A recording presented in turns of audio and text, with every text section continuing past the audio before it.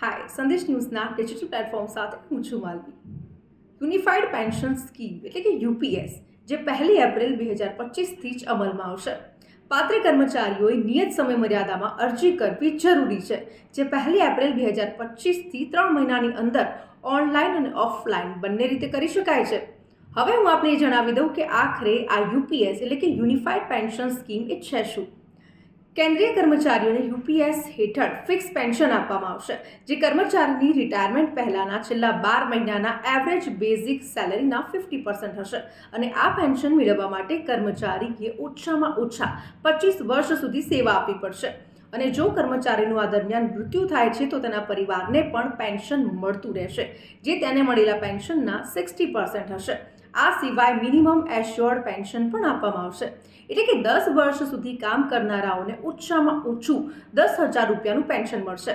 હવે આ સ્કીમ ખાસ કરીને તે કર્મચારીઓ માટે ફાયદાકારક છે જેઓ રિટાયરમેન્ટ પછી નિશ્ચિત આવક ઈચ્છે છે. હવે 24 જાન્યુઆરીએ સરકારે એનપીએસના વિકલ્પ તરીકે યુનિફાઈડ પેન્શન સ્કીમની ઓફિશિયલી જાહેરાત કરી હતી અને હવે આ યોજના 1 એપ્રિલ 2025થી લાગુ કરવામાં આવશે. યુપીએસ માત્ર સરકારી કર્મચારીઓ માટે જ લાગુ થશે જેઓ પહેલાથી જ એનપીએસ હેઠળ નોંધાયેલા છે. સરકારી કર્મચારીઓ પાસે એનપીએસ અથવા તો યુપીએસ વચ્ચે સિલેક્ટ કરવાનો ઓપ્શન હશે. હવે એનાથી ફાયદો કેવી રીતે તમે મેળવી શકો છો તો એ પણ જણાવી દઉં.